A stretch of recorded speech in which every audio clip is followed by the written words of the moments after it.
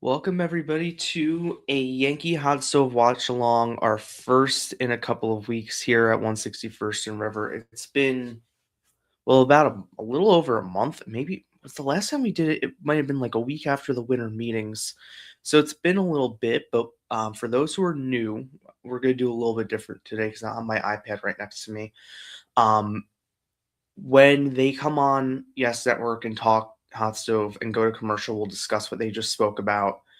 My sense today is that they're going to prolong talking about the Bellinger situation in off season for a little bit. They're going to try and talk about the Hall of Fame, which, if you haven't seen, Andrew Jones and Carlos Beltran, both former Yankees, who at the latter end of their career, I should say, post prime, even though Beltran's numbers were actually pretty good as a Yankee. Brandon Cuddy at the Athletic posted both their numbers as Yankees. Andrew Jones is what you would expect as a post-prime player. For ages 37, 38, and 39 from Beltran, I mean, the batting average like in the 270s. Like, it's pretty good. So congrats to both of them and their families. That's good. Both of them are deserving. Beltran obviously had a tough time getting in after the fallout with the Astros cheating scandal, but he deserves to be in. If AJ Hinch and Alex Cora can have jobs, managing teams still, Carlos Beltran can be in the Hall of Fame. Carlos Beltran should probably be the manager of a baseball team by now, if we're totally being honest. He does work in the Mets front office, which is interesting. So maybe that's his path, is to be a front office exec, but power to both of them. They both very much so deserve to be in the Hall of Fame. Um, another, and I did vote for. Did I vote for both of them?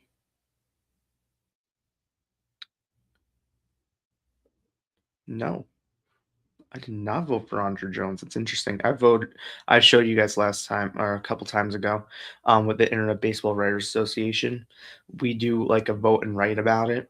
Carlos Beltran, Cole Hamels, Torrey Hunter, Andy Pettit, A-Rod, Jimmy Rollins, Chase Utley. So I did not vote for Andrew Jones, but he does deserve to be in. So that's good. Andy Pettit is trending in the right direction in this. A-Rod is up from last year, so you never know. I don't think A-Rod will get in. I think Pettit might. And Felix Hernandez as well was up from last year and some others. But the Yankees offseason needs to get started. So we'll talk a little bit before the Hot Stove Show comes on here. This was from Jim Bowden of The Athletic, who, to say he's hit or miss is probably being very nice. He's this is like such a cop-out tweet. Is mulling over multiple offers from multiple teams and is expected to make a decision shortly. Well, shortly for you would have been by now, or shortly for me would have been by now. I'll put it that way. If he was making a decision shortly, I would have expected it by like 4 o'clock this afternoon. That's what I would have expected shortly. That hasn't happened yet, obviously. But shortly could be 24 to 48 to 72 hours. Who knows? I know this is showing. Who knows? But Bowden isn't exactly, the most clued in person when it comes to this. Ken Rosenthal says he expects it within a week. I'd probably trust that a little bit more, but it feels like this is coming to a close. I can confirm, sort of, I guess, Heyman's tweet from like an hour ago of there are 4 teams in on Bellinger. Didn't say made offers. He said in. And it's like, yeah, no fucking shit. Like, yes, 4 teams have made calls over there. One team that we know has made an offer. And let's be real here. If the Mets have made an offer, we would probably know about it. And, we might get a Will Salmon tweet during this. Sources, the Mets made a 3-year, $175 million offer to Cody Bellinger in free agency.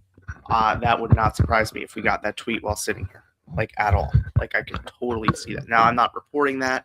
I'm totally making that offer up. But I'm saying I could totally see the Mets having one of their trusted guys put out an offer on the team's behalf because the Mets want the player, but on their terms, on a short AV deal. They don't want him on the contract the Yankees are giving, or want to give, I should say. The other two mystery teams are speculated. I don't know what those mystery teams are. What I can say is people who have speculated on X that the Mariners and Giants are there have not heard that, confirmed it. Alexa, off. Have not confirmed that. The Giants, I think, are probably in the mix because I've heard them a little bit more, but they also don't have like a lot of money. So I don't see them as firmly in the mix as others. The Mariners, I don't think are, and I don't think he's close to, I don't think he's decided on a team yet at all. So, and I don't think he's leaning towards a team either because Joel Sherman of the Post did his little podcast today for the first time in like a month and was, kind of firm on what he was saying a month ago and has written that he believes Bellinger will be back. He believes that the Yankees want Bellinger back. He believes that the Yankees are only going to spend big time money on one free agent this offseason. It's Bellinger. And then obviously if they miss on Bellinger, they'll do some other stuff. Michael Kay keeps talking about a trade that Cashman's trying to make. Maybe they'll have some insight on what a trade could look like or some candidates they could trade for tonight. That would be super, super fun. I have my own ideas based on prior reporting, based on who they've been interested in the past and is available on the trade market. That's why I keep bringing up Brandon Donovan because they've been very interested in him the past few years and he's available, can be had, and someone who would fit the team very, very well.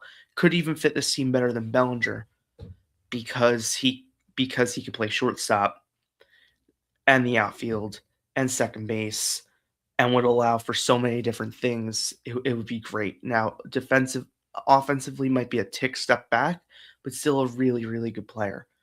But I tweeted this out, and this applies to the Heyman tweet. Multiple seems like a second push from Boris to either A, get another team to jump in, or B, get the Yankees to budge on their offer. They won't. Toronto is not involved at all. Mitch Bannon, who covers the team and is very connected up there, threw cold water completely on that this morning. They are not involved in this at all. The Phillies, based on Dave Dombrowski's comments from this morning, are not involved in this at all. Wow, Johnny's. So I don't know where they turn from here. It seems like a subway chase between the Yankees and the Mets. And I don't think the Yankees are going to blink because it's the big bad Mets. I think that means more to us as or fans than it does to the organization, which rightfully so, I guess. They aren't worried. They seem to have plans.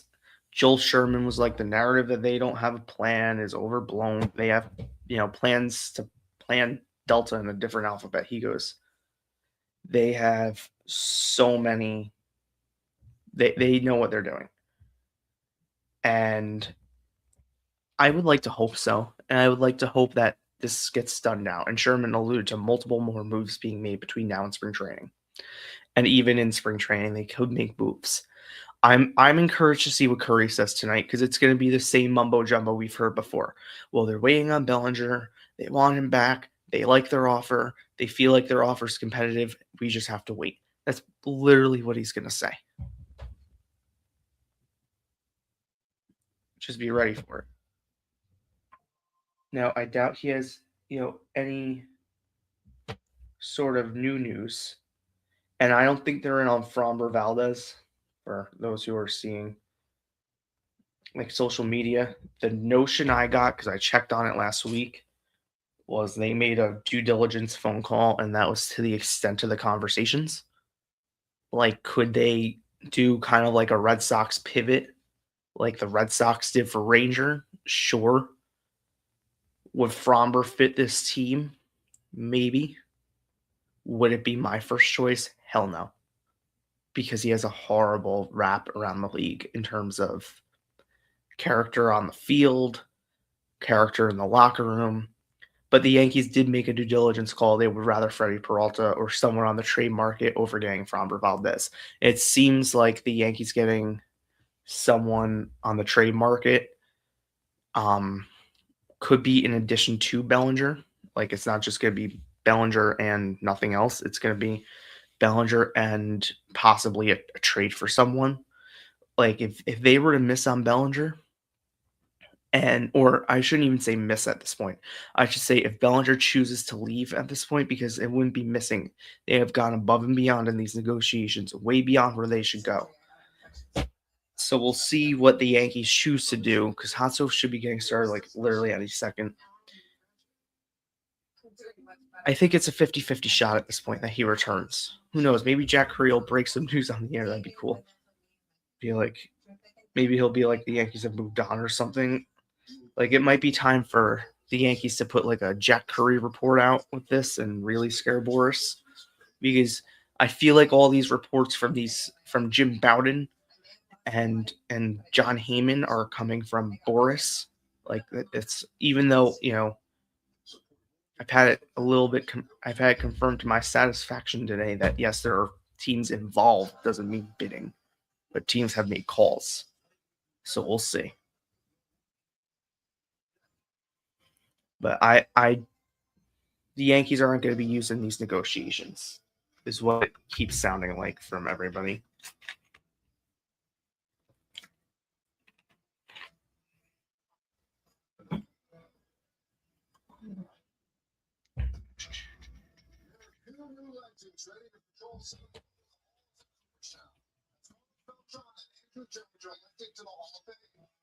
All right. The latest on Bellinger. Wonder what that is. Wait, they're going to talk about Weathers again? They did that last week. Wait, did they? Oh, they didn't talk about Weathers yet. Oh, okay. It'll be interesting to see what they have to say on that. I like that trade a lot. All right, they're starting with the Hall of Fame, as I surmised earlier. 84% for Beltran. Wow. They're only the 9th and 10th center fielders all time elected to the Hall of Fame. A-Rod was at 40%. Andy Pettit 48, which is, he came in 4th.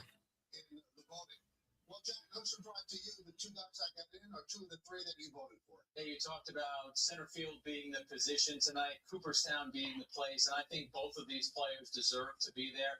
Michael, it was the 4th year on the ballot for Carlos Beltran. I've been voting for him every season. I think he was a first ballot Hall of Famer. Jack thinks Beltran's the first Hall of Famer. First ballot, I should say. But because of his role in the sign stealing scandal with the Astros, he had to wait. I talked about all this before.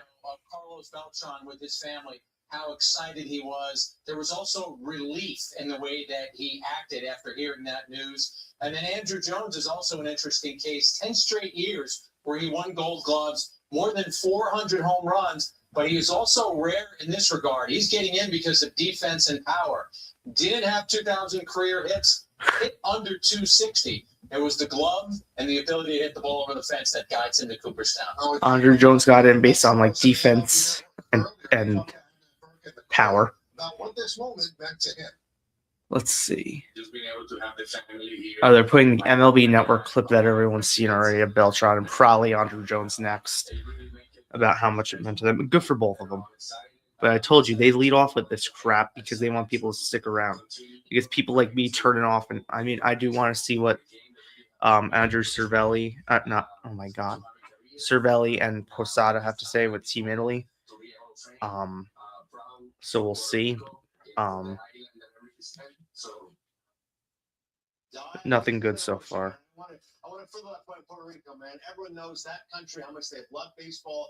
And you continue that lineage, right? From Roberto Clemente now to Carlos Beltran. How meaningful is that to you?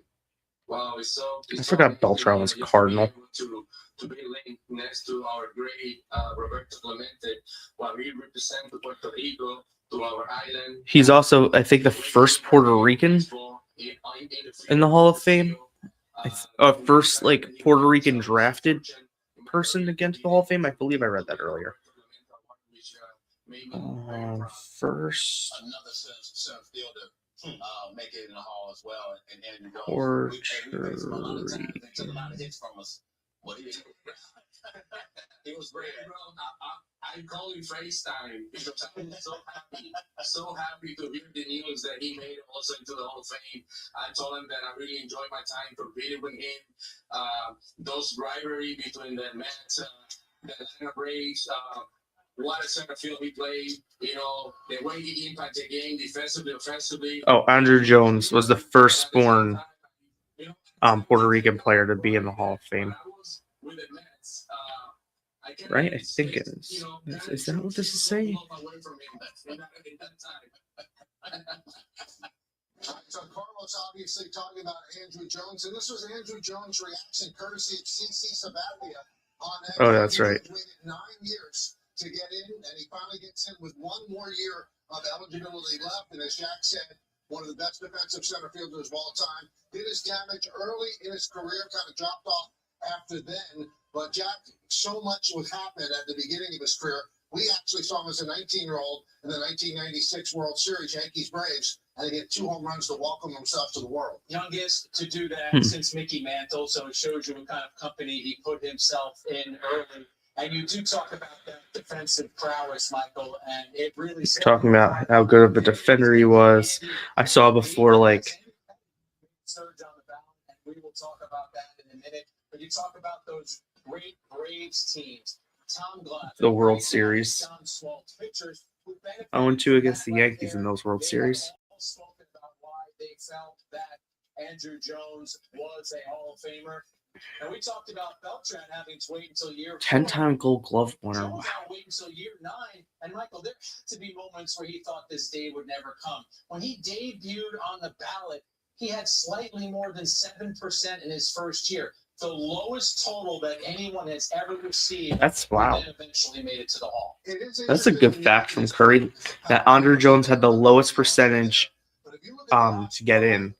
When his first time on the ballot 9 years ago was like just a hair over 7, and now he's in. That's great. Good for him. I was reading all the stories of people that vote, and you can explain your voting as well. And it seems like voters are looking at guys that have Hall of Fame chunks of their career. And if they fall off, they're kind of ignoring that. And, you know, Don Mattingly probably thinking, well, why wasn't that thinking going on when I was on the ballot? Yeah, I think there are probably a lot of former players who are thinking that way. When I looked at Jones, I go back they go right to the Mattingly thing. The 10 gold gloves, you can't ignore that. You have to give him his props for that. It's there. Was there a drop-off after age 31 or so? Yes, it wasn't just a drop-off. He fell off a cliff. And I mentioned 254 lifetime average, 1,933 hits. But do I think he deserves a place in the Hall? Absolutely. That's why he got my vote. Now, you mentioned Andy Pettit. Andy Pettit made a huge jump in the voting. Now, he doesn't have that many more years left on the ballot, so you wonder, will he run out of time? But this has to be encouraging because people are ignoring the fact that he was in the Mitchell report. They're ignoring the fact that he has to come out and admit it, that he did PEDs twice to get back on the field. 5-time World Series champion. But when you match him up, his numbers, Jack. They're saying that Pettit may have surged despite being in the Mitchell report. You wonder if there was that connection to PEDs that Andy Pettit would be in already, and will that be the thing that ultimately stops him from getting in? I think you mentioned one of the reasons why we saw the surge is because CC Sabathia last year got in his first year and then spoke passionately about Andy Pettit. And if you look at their numbers side by side, they're almost identical. You look at what Andy Pettit did in the postseason, 19 wins in the postseason, more than anyone has had. He's got a 3.85 earned run average, which when you first look at it, you say, oh, that would be the highest earned run average of any left-handed pitcher in the Hall of Fame. But if you look at ERA plus, which factors in the era that he played in, the ballparks that he played in, he's right in the same neighborhood as a Tom Glavine or a Steve Carlton. So this was a big surge. But Andy Pettit is in the marathon, Michael, where he has made up a lot of ground, say in miles 17 or 18. He's got to keep going. He needs to make up more ground in year 9 and year 10 on the ballot. He has 2 more years to get in. So I could totally see Pettit getting in. But 20% vote increase from 25 to 26, which is huge. The PED situation, and we know that is absolutely costing Alex Rodriguez. Was he one of the best players I ever saw play? Yes. But when you've served the longest suspension in Major League history, you're giving voters a reason not to vote for you. Now, back to Andy real quickly, because you and I have talked about this. He was mentioned in the Mitchell report, the use of HGH, but I look at Andy Pettit's situation as the equivalent of a PED parking ticket. Those who had actual suspensions or failed tests, those to me are the PED felonies. It's interesting though, because from their last time he goes, he was in the Mitchell report, but he didn't get suspended, so it's like a parking ticket. The people who did it's like a felony. I wish people voted like that. I think Andy and A-Rod both should be in. If Poppy is in. We're just getting started on this edition of Yankees Hot Stove. All right, they're going to commercial. They'll discuss the Bellinger crap next. We give you the latest now, so stay with us on Yes and the Gotham Sports app. All right, the Hall of Fame crap is out of the way.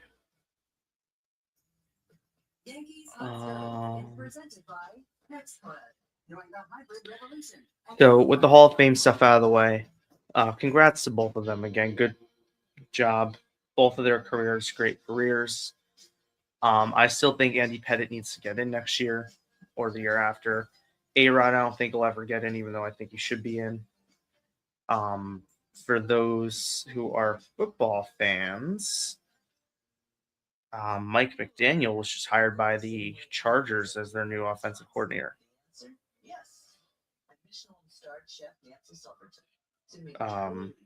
So that's interesting. Yep. Expected to be the Chargers OC, which it was trending in that direction earlier today. For Bills fans on here, keep an eye on Cliff Kingsbury for their head coaching job.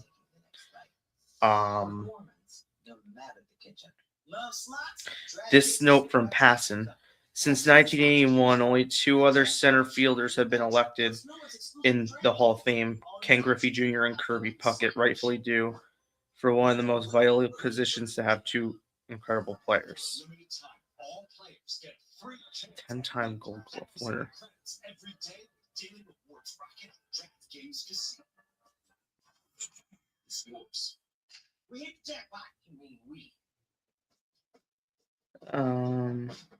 Protection is not enough.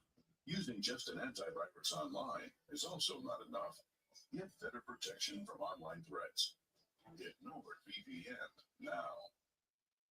Got a clog? Trust AJ Berry. Call today for our $79. They put Jim Edmonds' numbers next to Andrew Jones's numbers. I love how everyone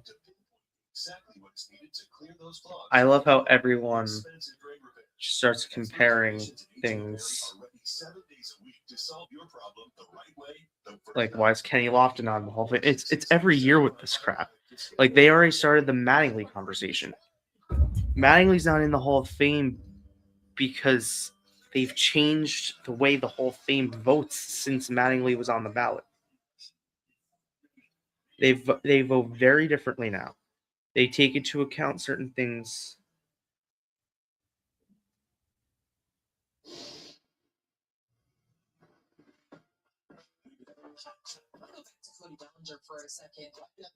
All right, here's the Bellinger crap. Do you think the Yankees are still in play for Bellinger? Cody Bellinger. The big question right now: are we going to see Bellinger in camp? Bellinger.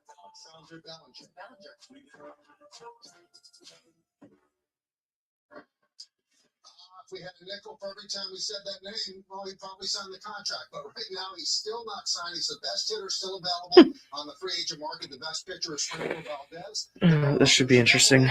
The situation with Cody Bellinger, it's been widely publicized. It becomes a staring match right now. Where are we with Bellinger? Yeah, it's an ongoing staring match, Michael. We have reported during our shows throughout the offseason that Bellinger was a priority for the Yankees, and he was a player that they wanted to sign. Now, you have said it yourself. There would probably come a point where financially the Yankees would tap out. We had said last week that the Yankees were in the 5-year, $160 million range. They were willing to go above the contract that Pete Alonso signed, which was 5 for 155. That's how they have read the market, and that's where they are right now. And that's an offer that has been out there for Bellinger for about a week right now. And whether or not there's going to be any sort of budging on Boris and Bellinger's side, we will see. The belief is that Boris would like Bellinger to get more in the line of a 7-year deal. But I would ask the question, where exactly is that coming from? We have not seen another team that has been as public in their pursuit of Bellinger as the Yankees have been. So we played that onslaught of Cody Bellinger mentions at the beginning of the offseason because that really is who the Yankees are hoping to get. Whether or not it comes to fruition, we're still waiting to see. Talking to some Yankee people, the word that I got from them was they're not going to bid against themselves. They're comfortable with where they are right now. So let me ask you this question. I don't think that they see another bidder that's doing more than they do. So I've heard that phrase as well. We're not going to bid against ourselves. But what if there is a bid that they find out that's out there that's better? Would they move up, or are they very happy at 5 years, 160? So I can't get inside that room and know exactly what their move would be and what their motivation would be. And we don't know what that other offer would be. But the vibe I'm getting is that they are comfortable at this number. They clearly didn't start at 160. They have moved from where they were. And though you don't know exactly what is going on in terms of who else might be interested in a player, I do think the Yankees are comfortable with the number they put out there. There has been some talk, Michael, about perhaps another team would try and swoop in and grab Bellinger and give him a deal that was for fewer years and a higher AAV. This is a good one. Let's play that out for a second. Let's say that somebody offered him something similar to what Bichette got. Let's just make it 3 years, 120. That's $40 million a year. But some of the teams that have been mentioned, whether it be Blue Jays or Mets or Dodgers, with the luxury tax being 110% penalty, $40 million a year would become $84 million a year to sign Cody Bellinger. We'll see if something like that happens. But in answer to your question, I think the Yankees are comfortable where they are. That's a good. The thing about this is that there doesn't seem to be a line in the sand or a deadline set by the Yankees or by Scott Boras and Bellinger. So you wonder what will be that hot point that gets things moving. What I'm hearing also. Nice job, Johnny's. Sorry. On the side of Boras and Bellinger, the Yankees continue to make phone calls talking about deals, maybe to be that plan B. But there doesn't seem to be the Yankees saying to Boras and Bellinger, you sign by this time or we're moving on. But they are talking with other people. Do you have a big name that they might be looking at? Yeah, this is a good. They are looking for right-handed hitters in their lineup. So if you're asking for a big name, I don't have the right-handed complement to Bellinger, but have they made inquiries about Harrison Bader and Austin Hayes? Yes. Could they pivot from a Bellinger and then say left field becomes Jason Dominguez and one of those right-handed hitters as a platoon? Sure, they could absolutely do that. There's also some talk, Michael, about, well, maybe if they didn't sign Bellinger, they could pivot and sign Framber Valdez. Oh. Any thought or any impression that something like that is going to happen? Well, Oh, okay. That's. I reported that about 10 seconds ago. We'll talk about what to expect from Ryan Weathers as he looks to add to his family's legacy. Okay, so and that's next, right here on Yes. I'll mute it until I see it come back.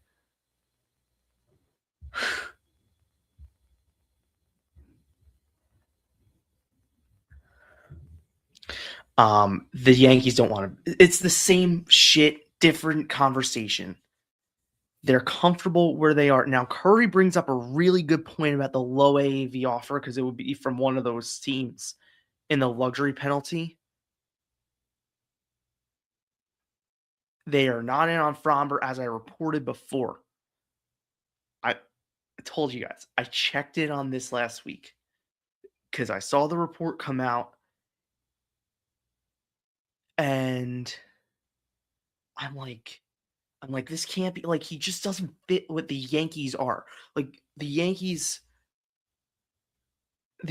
are a very big character organization. They like character. Like, that's Judge's shtick. We all know that. Judge loves character. Judge loves, personality. And, they went out and got Jazz because Jazz has, edge. They went out and tried to get Josh Donaldson for Edge. That was different Edge. That was asshole Edge, and he's a piece of shit for his comments. That's a whole different situation with him. I cannot stand Josh Donaldson, and hated the trade from the second that Passion reported it. That was a horrible trade. That's besides the point. But they got, Jazz, because Jazz is an all-star. He's got swag. And guess what? He's going to show up and put up every day because that's what Jazz Chisholm does. And you know what? He's got edge to him. Jose Caballero, he's a pest. He has edge to him. But he's a good guy, right? We've all heard what Boone's had to say, where it's like, Caballero used to piss me off on the other side. But having him, I love the kid. Like, he's a really good, cool guy. But they're an asshole from the other side. And that's kind of what it is with Jazz as well. So they bring those guys in. Fromber's just a prick. So that's why they don't want to go after him.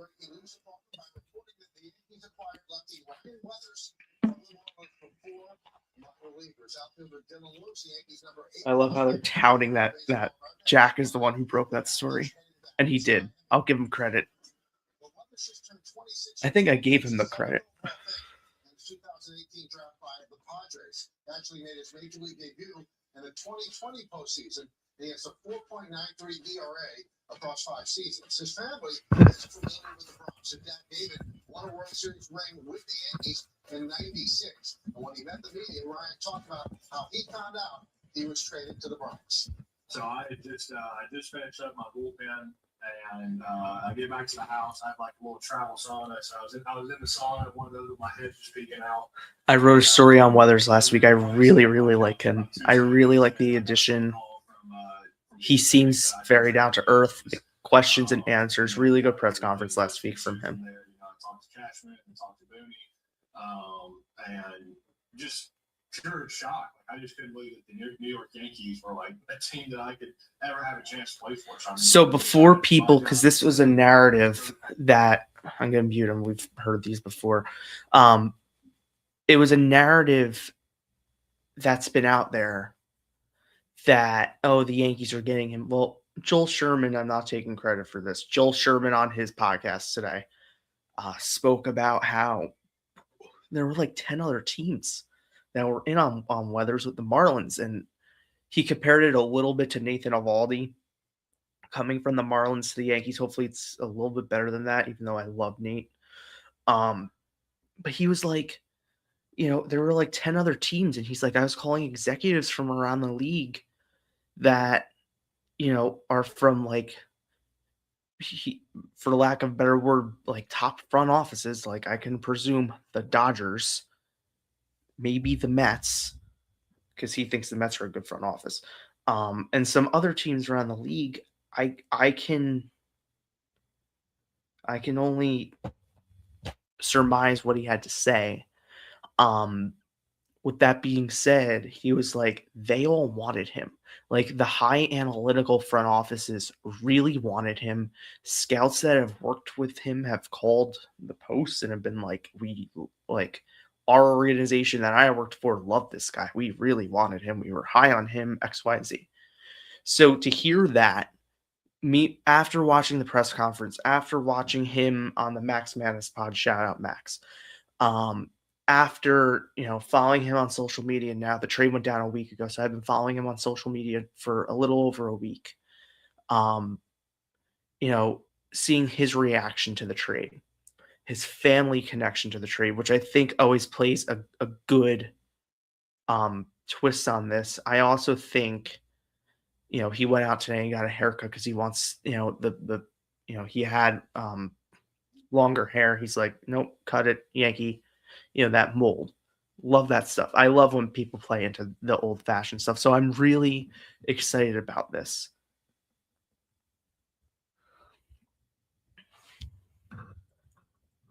All right, let me unmute this. Cody Bellinger and David and Ryan Weathers. One quick thing about David, when he got traded over to the Yankees, he was awful at the beginning. Got sent down. The Yankees were looking at him and go, "Are you going to get an out?" And then he was one of the last guys that was included on the postseason roster, and he was money in the Yankees' run to the '96 World Series. And now Ryan Weathers becomes a Yankee. very intriguing acquisition, Jack, in that he has not been healthy for a lot of his career. His stuff is really good when you look at the metrics of it, but it's not the sexy thing that Yankee fans, I think, were looking at. But it certainly could fill the Yankee needs if he stays healthy. Yeah, 24 appearances across his last 2 seasons. That speaks to the injuries that you talked about. But I do think the Yankees see a lot to work with in Weathers. Those are his numbers in his career. Well, Mike, let's start off with a fastball that averages 97 miles an hour. He also talked on the Zoom call there about throwing his sinker more. He only threw it 4% of the time last year. The Yankees believe that can be a weapon for him against left-handed batters. The Yankees also believe the sweeper and the slider that he throws, they believe they can work with the shapes of those pitches. And even the changeup, pitch which batters hit almost 300 against last year. They think that can be a weapon for him. And you could just sense the excitement from Weathers on that Zoom call about jumping into that pitching laboratory with Matt Blake and working on whatever he needs to work on to be that fifth starter for the Yankees at the start of the season. All right, so that's the way it would play out. He would be the fifth starter at the start of the season. But remember, at the end of April, you're going to get back Rodon. Hopefully, at the end of May, you'll get back. They're saying that Weathers will be in the rotation. Is it to use Weathers in the rotation at the beginning? Whoops. And then They haven't transition said into that. the bullpen? Or could he pitch so well that they keep him in the rotation? Well, in a perfect world, I think that he is your number 5 starter. Rodon comes back healthy, and then Weathers does have that sort of swing role for you where he is the 6th starter, because I don't envision that the Yankees would bounce anyone out, whether it be Warren or Heel, but perhaps Weathers could pitch his way into a role where he stays in the rotation. You look at the Yankees pitching depth right now, Weathers helps that. Okay. The Yankees are still engaging in other discussions, Michael, about perhaps adding more pitching, but the prices were described as very, very high to me.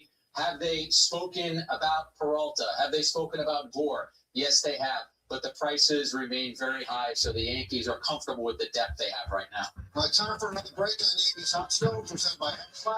Up next, how about a little Italian? Team Italy manager Francesco Cervelli and his bench coach Jorge Posada will join the show, so stick around for that.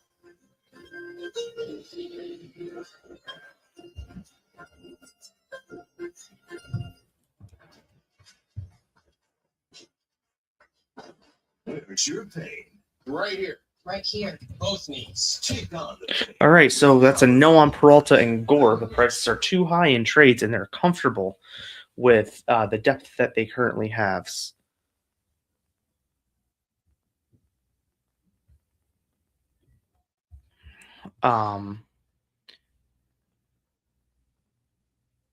So that's really the gist, I guess, of what they're going to talk about tonight. I'm going to end this because I do want to take some notes on the Team Italy thing because I'm writing a story after this on the whole episode that'll be up on Last Word on Sports probably by like 11. I want to have it up because I have class tomorrow morning, so I want to rest tonight.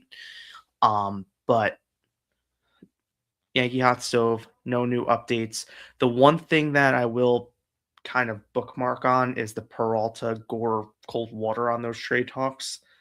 Didn't rule it out completely, but said they're comfortable with their depth, which they shouldn't be, but we'll see.